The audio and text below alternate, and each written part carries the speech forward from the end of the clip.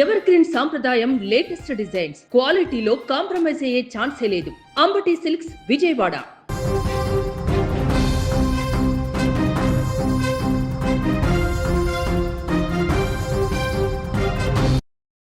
Yes, Tamil Nadu రాజకీయాల్లోనే ఇప్పుడు పెను సంచలనం. అంటే నాట్ ఓన్లీ ఇన్ తమిళనాడు, భారతదేశంలోనే ఒక పెను సంచలనంగా మారాడు విజయ్.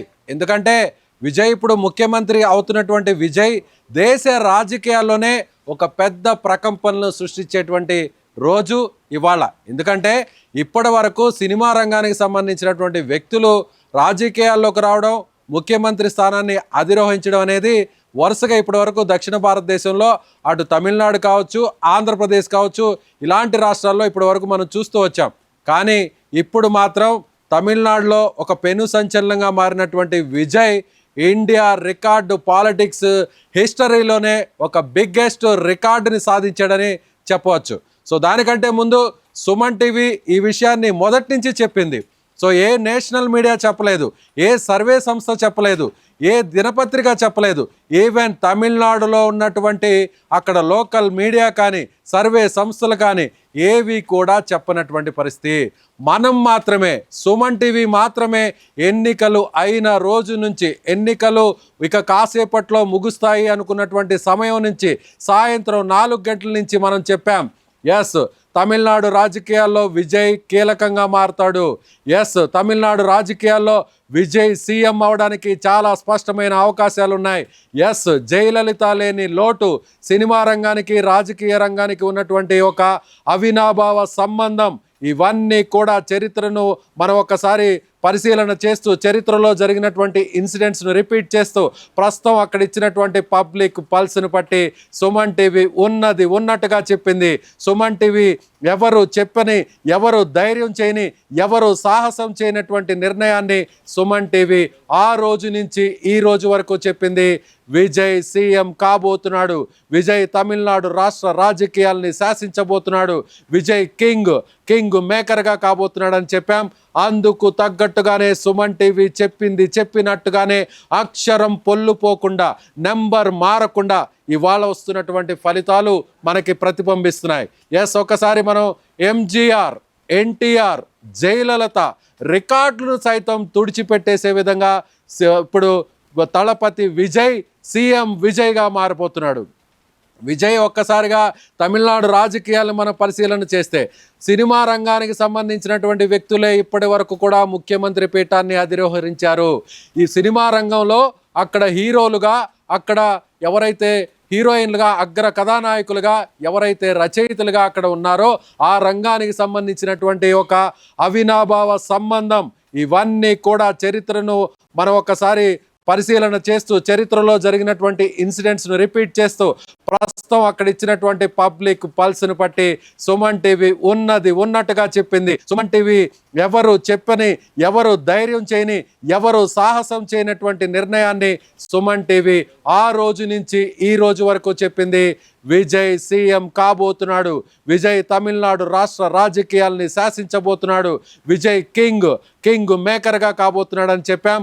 అందుకు తగ్గట్టుగానే సుమన్ టీవీ చెప్పింది చెప్పినట్టుగానే అక్షరం పొల్లుపోకుండా, నెంబర్ మారకుండా ఇవాళ వస్తున్నటువంటి ఫలితాలు మనకి ప్రతిబింబిస్తున్నాయి. ఎస్, ఒకసారి మనం ఎంజీఆర్, ఎన్టీఆర్, జయలలిత రికార్డులను సైతం తుడిచిపెట్టేసే విధంగా ఇప్పుడు తలపతి విజయ్ సీఎం విజయ్గా మారిపోతున్నాడు. విజయ్ ఒక్కసారిగా తమిళనాడు రాజకీయాలను మనం పరిశీలన చేస్తే సినిమా రంగానికి సంబంధించినటువంటి వ్యక్తులే ఇప్పటి వరకు కూడా ముఖ్యమంత్రి పీఠాన్ని అధిరోహరించారు. ఈ సినిమా రంగంలో అక్కడ హీరోలుగా, అక్కడ ఎవరైతే హీరోయిన్లుగా, అగ్ర కథానాయకులుగా, ఎవరైతే రచయితలుగా అక్కడ ఉన్నారో ఆ రంగానికి సంబంధించినటువంటి వ్యక్తులే ఇప్పటి వరకు కూడా తమిళనాడు రాజకీయాల్ని గత కొన్ని దశాబ్దాలుగా 1970 నుంచి 2026 వరకు కూడా అనేక దశాబ్దాలుగా శాసిస్తున్నారు. పార్టీకి అధినేతలుగా ఉన్నారు, పార్టీలో కీలక వ్యక్తులుగా ఉన్నారు.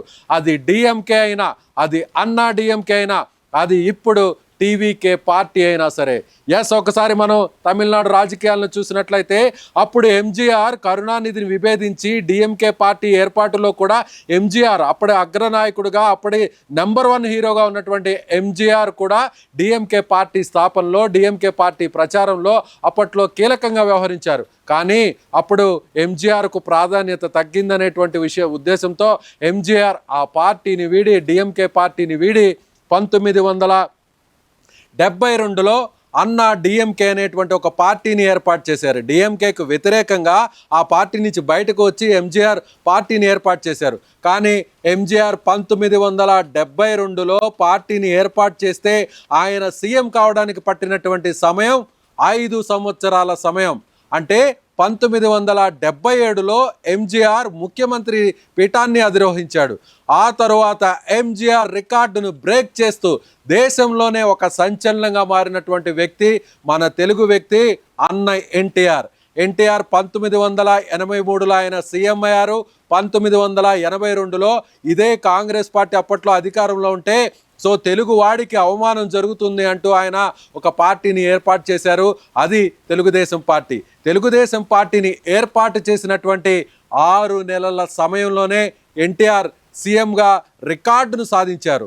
ఆ తరువాత ఇక జయలలిత కూడా అన్నా డిఎంకేలో ఎంజీఆర్ ముఖ్యమంత్రిగా ఉన్నప్పుడు ఆయనకు అత్యంత సన్నిహితురాలుగా మెలిగినటువంటి జయలలిత ఆ పార్టీలో కీలకంగా వ్యవహరిస్తున్నప్పటికీ కూడా అన్నా డిఎంకేలో ఎంజీఆర్ మరణం తర్వాత, ఎంజీఆర్ 1977లో ముఖ్యమంత్రి అయ్యారు పార్టీ పెట్టిన తర్వాత, మళ్ళీ జరిగినటువంటి 1980 ఎన్నికల్లో మళ్ళీ తిరిగి రెండవసారి ఆయన ముఖ్యమంత్రి అయ్యారు.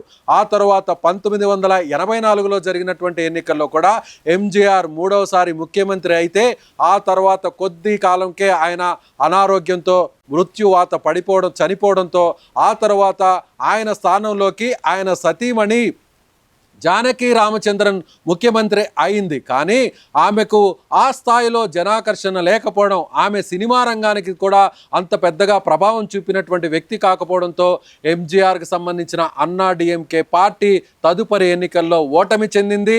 జయలలితకు అవమానం జరిగింది. ఆ పార్టీ నుంచి ఆమెను బయటకు పంపారు. ఆ తరువాత మళ్ళీ అన్నా డిఎంకే పార్టీ ఓటమి తర్వాత జానకి రామచంద్రన్ పార్టీ బాధ్యతల నుంచి తప్పుకున్న తర్వాత కీలకమైనటువంటి పార్టీ పగ్గాలను జయలలిత అధిరోహించారు. ఆ తర్వాత జరిగినటువంటి ఎన్నికల్లో జయలలిత బంపర్ మెజారిటీతో ముఖ్యమంత్రి అయ్యారు. ఆమె ఎమ్మెల్యేగా గెలిచిన తర్వాత అక్కడ జరిగినటువంటి అసెంబ్లీలో ద్రౌపది వస్త్రాపరణం ఏ విధంగా జరిగిందో, ఒక కీచక పర్వం ఏ విధంగా జరిగిందో అప్పటి తమిళనాడు అసెంబ్లీలో కూడా అప్పుడున్నటువంటి డిఎంకే, అధికారంలో ఉన్నటువంటి డిఎంకే జయలలితను అభిమానించి జయలలితకు సంబంధించిన చీర కొంగును అక్కడున్నటువంటి ఎమ్మెల్యేలు నిండు సభలో లాగితే ఈ అవమానం నేను తట్టుకోలేకపోతున్నాను, మళ్ళీ చెబుతున్నాను ఇది అసెంబ్లీ కాదు, ఇది ఒక కౌరవ సభ అంటూ ఆమె ఒక శపథం కూడా చేసింది జయలలిత. అప్పట్లో మళ్ళీ తాను తిరిగి ఎక్కడికి ఈ అసెంబ్లీకి హాజరవుతానంటే అది సీఎంగా మాత్రమే మళ్ళీ తిరిగి అసెంబ్లీలోకి అడుగు పెడతానంటూ అప్పుడు జయలలిత చేసినటువంటి శపథంతో మళ్ళీ తిరిగి జరిగినటువంటి ఎన్నికల్లో అన్నా డిఎంకే పార్టీ అధినేతగా ఆమె విజయం సాధించింది.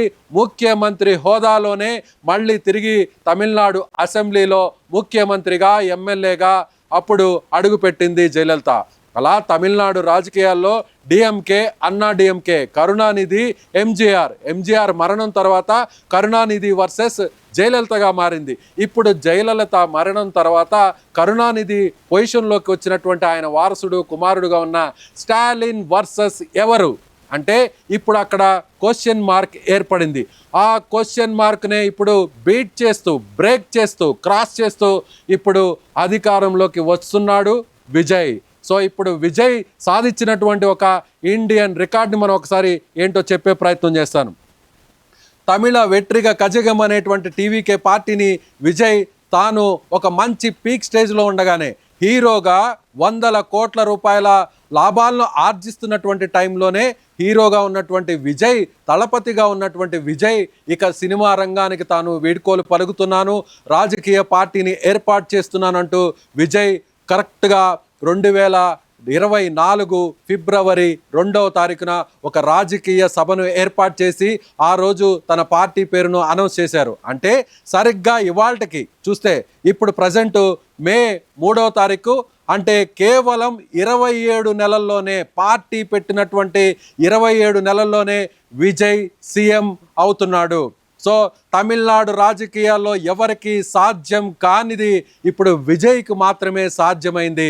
అది తెలుగు రాష్ట్రంలో కూడా ఎన్టీఆర్ మాత్రమే తెలుగుదేశం పార్టీని ఏర్పాటు చేసి కేవలం 6 నెలల్లోనే ముఖ్యమంత్రి అయినటువంటి ఒక రికార్డు తెలుగు రాష్ట్రాల్లో, ఇండియన్ హిస్టరీలో, పొలిటికల్ హిస్టరీలో అది ఎన్టీఆర్ పేరిట ఉంటే, తమిళనాడు రాజకీయాల్లో పార్టీ పెట్టినటువంటి కేవలం 2 సంవత్సరాల 2 నెలలు అంటే 3 నెలలు అంటే 27 నెలల్లో పార్టీ పెట్టిన తర్వాత ఒక్కడిగానే ప్రచారం చేస్తూ సింగిల్గానే వెళ్ళి ఏ పార్టీతో పొత్తు పెట్టుకోకుండా సింగిల్గా పోటీ చేసి సింగిల్గా ఇప్పుడు సీఎం సీట్లోకి కూర్చోబోతున్నాడు తలపతి విజయ్.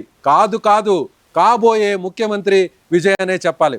సో విజయ్ సాధించినటువంటి ఆ రికార్డ్ ఏంతో కూడా మీకు ఒకసారి వివరించే ప్రయత్నం చేస్తాను.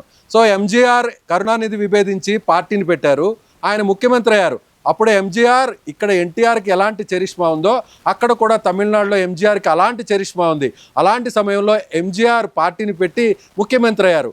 ఆయన నటించినటువంటి సినిమాలను ఒకసారి మనం పరిశీలించినట్లయితే ఎంజీఆర్ దాదాపుగా 136 సినిమాల్లో ఆయన నటించినటువంటి పరిస్థితి. సో ఎంజీఆర్ తర్వాత ఇప్పుడు మనకి ఆ తర్వాత ముఖ్యమంత్రి అయినటువంటి ఎన్టీఆర్ను, అంటే ఎంజీఆర్ని ఫాలో అయ్యి సో కాంగ్రెస్తో అవమానిస్తుంది తెలుగు ప్రజల్ని అని ఉద్దేశంతో ఆయన ఎన్టీఆర్ పార్టీని పెట్టారు, తెలుగుదేశం పార్టీని. అప్పుడు ఎన్టీఆర్ సీఎం అయ్యే సమయానికి ఆయన నటించినటువంటి సినిమాలు 250. ఎంజీఆర్ 136 అయితే ఎన్టీఆర్ 250. సో జయలలిత, ఎంజీఆర్ మరణం తర్వాత జయలలిత ముఖ్యమంత్రి అయినటువంటి పరిస్థితి మనకు తెలిసిందే. అగ్ర కథానాయికగా ఉన్నటువంటి, యాక్ట్రెస్గా ఉన్నటువంటి జయలలిత దాదాపుగా 140 సినిమాల్లో ఆమె నటించారు. అంటే వీళ్ళ ముగ్గురు మీద సినిమాల ప్రభావం చాలా స్పష్టంగా ఉంది, సినిమాల క్రేజ్ చాలా స్పష్టంగా ఉంది. ప్రజలు, తమిళనాడు ప్రజలందరూ కూడా వీళ్ళని దేవుళ్ళతో సమానంగా ఆరాధించారు, వెండితెర మీద ఆరాధించారు. ఆ తర్వాత రాజకీయ జీవితంలో కూడా వీళ్ళని అదే స్థాయిలో ఆరాధించారు. కాబట్టి వాళ్ళకి సంబంధించిన పార్టీకి కట్టబెట్టారు, పట్టం కట్టారు. ఇప్పుడు వాళ్ళని పట్టాభిషేకం చేసి ముఖ్యమంత్రులుగా చేశారు. సరిగ్గా ఇప్పుడు విజయ్ ఈ ముగ్గురు రికార్డులను బ్రేక్ చేశాడు. ఈ ముగ్గురే కాదు, మన తెలుగు రాష్ట్రాలకు సంబంధించినటువంటి ఎన్టీఆర్ లాంటి వ్యక్తి, సినిమా రంగానికి సంబంధించినటువంటి వ్యక్తే. ఎన్టీఆర్ కూడా సీఎం అయ్యే టైంకి ఆయన నటించినటువంటి సినిమాలు దాదాపుగా 250. అంటే ఎంజీఆర్ 136, ఎన్టీఆర్ 250, జయలలిత 140 సినిమాలు. ఇక విజయ్ నటించినటువంటి సినిమాల సంఖ్య ఎంతంటే కేవలం 69. 69 సినిమాల్లో హీరోగా, యాక్టర్గా నటించినటువంటి విజయ్ ఇప్పుడు ఆయన రాజకీయ పార్టీని పెట్టి కేవలం 27 నెలల్లోనే ఇప్పుడు ఆయన సీఎంగా ఆ సీఎం స్థానంలో, సీఎం సీట్లో కూర్చోబోతున్నాడు విజయ్. ఇప్పటి వరకు ఉన్నటువంటి భారతదేశ చరిత్రలోనే ఇంత తక్కువ స్థాయిలో, ఇంత తక్కువ కాలంలో సినిమా రంగంలో ఒక పీక్ పొజిషన్లో, ఒక టాప్ పొజిషన్లో ఒక హీరోగా వెలుగొందుతున్నటువంటి వ్యక్తి అతి తక్కువ సినిమాల్లో నటించి ఇప్పుడు ప్రజల మన్ననలు పొందడం, ప్రజల మనసులో ఆయన స్థానాన్ని చూరగొనడం, ప్రజల మెప్పును పొంది ఇప్పుడు భారీ ఆధిక్యతతో, భారీ సీట్లతో సీఎం అవుతున్నటువంటి ఒకే ఒక్క నాయకుడు తలపతి విజయ్, టీవీకే పార్టీ అధినేత విజయ్. సో ఇప్పటి వరకు తమిళనాడులో ఉన్నటువంటి రికార్డులు మొత్తాన్ని తుడిచిపెట్టేశాడు విజయ్. అదేవిధంగా హీరోల మీద ఉన్నటువంటి రికార్డులన్నింటినీ పూర్తిగా బ్రేక్ చేశాడు విజయ్. ఇప్పుడు భారతదేశ చరిత్రలో ఇంత తక్కువ స్థాయిలో ఒక సినిమా హీరోగా నటించి తక్కువ కాలంలో పార్టీని పెట్టి తక్కువ కాలంలోనే పార్టీని అధికారంలోకి తీసుకొచ్చి సింగిల్గా ఎవరి సపోర్ట్ లేకుండా ఉన్నటువంటి 234 స్థానాల్లో 234 స్థానాలకు గాను పోటీ పెట్టి ఇప్పుడు ఎమ్మెల్యేలను గెలిపించుకొని ఒంటి చేత్తో అధికారాన్ని చేజిక్కించుకుంటున్నటువంటి నిజమైన జననాయకుడిగా విజయ్ ఇప్పుడు తమిళనాడు రాజకీయాల్లో చక్రం తిప్పుతున్నాడు. రాబోయేటువంటి కొన్ని దశాబ్దాల పాటు ఇప్పుడు విజయ్ తన మార్కును తమిళనాడు రాజకీయాల మీద, ముఖ్యంగా భారతదేశ రాజకీయ చరిత్రలో ఒక అధ్యాయాన్ని, ఒక పేజీని తన మీద లిఖించుకున్నటువంటి ఒక నాయకుడు, అగ్ర కథానాయకుడు, ఒక స్టార్ హీరో. తమిళనాడులో పూర్తి స్థాయిలో ప్రజల మన్నలను మెప్పొందినటువంటి నేతగా విజయ్ రికార్డు సాధించాడనే చెప్పాలి. తమిళనాడు పాలిటిక్స్ అన్నీ ఒక ఎత్తు, ఇండియాలో ఉన్నటువంటి పాలిటిక్స్ అన్నీ ఒక ఎత్తు. అక్కడ దేశ రాజకీయాలతో, దేశంలో కీలకంగా ఉన్నటువంటి వ్యక్తులతో, ప్రధానమంత్రులతో ఏమాత్రం సంబంధం ఉండనటువంటి ఒకే ఒక్క రాష్ట్రం తమిళనాడు. తమిళనాడులో అక్కడ స్థానికతకే పట్టం కడతారు. తమిళనాడులో అక్కడ ప్రజలు ఒక్కసారి వాళ్ళని హీరో అయినా, సినిమా రంగంలో ఉన్న వ్యక్తులు ఎవరైనా ఆదరిస్తే నిజ జీవితంలో కూడా వాళ్ళు అలాగే చేస్తారు. నిజ జీవితంలో కూడా తమను అలాగే డెవలప్మెంట్, వెల్ఫేర్ ఇలా ప్రతి విషయంలో కూడా మా బాగోగులు చూసుకుంటారని నమ్ముతారు. కాబట్టే ఇప్పుడు మళ్ళీ ఎంజీఆర్, కరుణానిధి, ఎంజీఆర్, ఆ తర్వాత జయలలిత, ఇప్పుడు విజయ్ సినిమా రంగం నుంచి మరొక ముఖ్యమంత్రి అయ్యారు. సినిమా రంగం నుంచి మరొక జననేత మళ్ళీ కొత్తగా తమిళనాడు రాజకీయాల్లో తన చెరగని ముద్రను వేసుకున్నారనే చెప్పాలి. మీరేమనుకుంటున్నారు? విజయ్ మార్క్ పాలిటిక్స్ స్టార్ట్ చేశాడా? విజయ్ సినిమాల్లో ఏ విధంగా తన హీరోయిజాన్ని ఎలివేట్ చేస్తూ జనం వైపు నిలబడుతూ ఉన్నాడో ఇప్పుడు నిజ జీవితంలో కూడా, రాబోయే రోజుల్లో కూడా ముఖ్యమంత్రి అయిన తర్వాత అలాంటి పరిపాలననే అందిస్తాడా? ఎస్, జననాయకన్ సినిమాని అడ్డుకొని ఉండొచ్చు. విజయ్ ఒక రాజకీయ నేపథ్యం కలిగినటువంటి ఒక ఇతివృత్తంతో, ఒక కథాంశంతో, కొన్ని సన్నివేశాలతో విజయ్ ఆ సినిమాని తీసి ఉండొచ్చు. కానీ ఆ సినిమాని రాజకీయ పక్షాలు, కేంద్రంలో ఉన్నటువంటి పెద్దలు అడ్డుకొని ఉండొచ్చు. కానీ ప్రజల మనసులో ఉన్న స్థానాన్ని, ప్రజలు తనకి ఇవ్వాలనుకున్నటువంటి పదవిని ఎవ్వరు ఆపలేరు, ఎవ్వరు అడ్డుకోలేరు, ఎవరు కూడా దరిదాపులోకి రాలేరు అని ఒక రాజకీయ చరిత్రలో, భారతదేశ చరిత్రలో తనకు తానే సాటి అని నిరూపించుకున్నటువంటి వ్యక్తి తలపతి విజయ్ అని చెప్పవచ్చు. సో విజయ్ కెరీర్, విజయ్ సాధించిన ఫేట్స్, ఇప్పుడు విజయ్ సాధించినటువంటి రికార్డ్స్, పాలిటిక్స్లో విజయ్ వేసినటువంటి చెరగని ముద్ర గురించి మీరేమనుకుంటున్నారో ఈ వీడియో చూసిన ప్రతి ఒక్కరు కూడా కామెంట్ చేయండి.